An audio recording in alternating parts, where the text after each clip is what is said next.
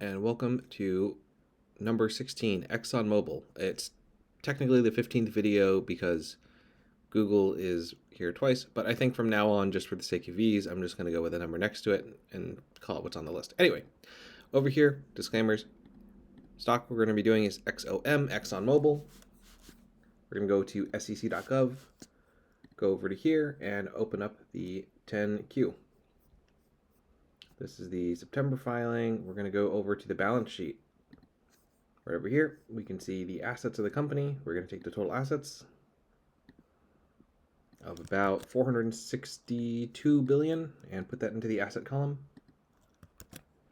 Next, we'll find the goodwill, which is a contra asset, so you always have to take that out. Is there any? See cash, receivables. I don't really see any goodwill. Huh. All right, I guess we'll just put that as 0. Move on to the liabilities of the company. It's what they owe or expenses they might have, like debts payable. Anyway, that one is 185.5 billion. Go over here, plug that in. All right, we can see their net is about 276. Find their income.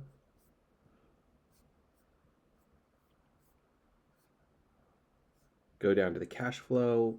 They have operating, investing, and financing activities. So just want what's the net. Or, I mean, I suppose what we really care about is the operational cash flows. That's the most important ones, like what the business does. The financing has to do more so with, how they're paying for the equipment and the debt load associated with it. And from financing activities, this could be, either selling shares or selling property, things like that. So net cash provided from operations, that's over here, $42 billion. Almost 43. But what does it net out to? Because even though they're up positive in a 42 here, they're negative 15. And then net cash used for financing activities is negative 31. So income taxes paid. Total cash and interest.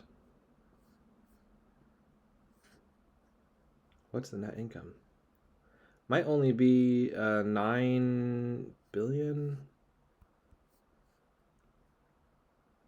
Other net. Well, I'm mostly interested in just what they produce from the cash flows. They will pay off the debts and other things over time. Next, we'll go over to NYU Stern School of Business, and they're kind of like an oil and gas company. And as we're transitioning over to, more electric vehicles and other things, people aren't necessarily going to be using it as much. This is kind of a dying industry like newspapers. It is fading out of favor over time. So it is not oil field service necessarily, or at least for the equipment part. Let's just take the lowest PE. Let's just go 9. Yeah, it might even be on the lower side of 9. Okay. We got our free cash flow over there. We'll just put oil/gas.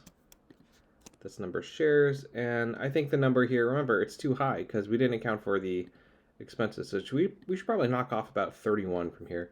But we have a price of $140 a share. I looked up the shares outstanding earlier, as I usually do. Okay, so we do see that there is some upside in the company. See how they do over the past 5 years. All right, that's fine. It's about a $500 billion company. They have PE ratio of about 14.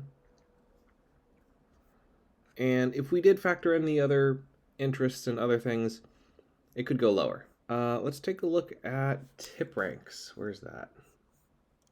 We'll do tipranks.com, and then we'll do XOM for ExxonMobil. I don't think this is the site we want. We wanted maybe this one. So they say 125 to 123, 140, 136 to 135. Okay, so our price is fairly in line with what they have. It's again a little higher. We do need to knock this down, so we should probably adjust this to maybe 30, because we have to factor in those interest expenses here. This is why it's important to know the statement of cash flows, because there are many different types.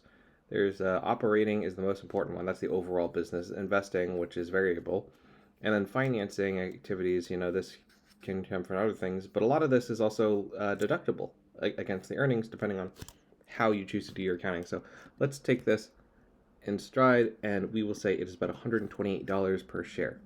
As always, here's a disclaimer, and thank you for watching.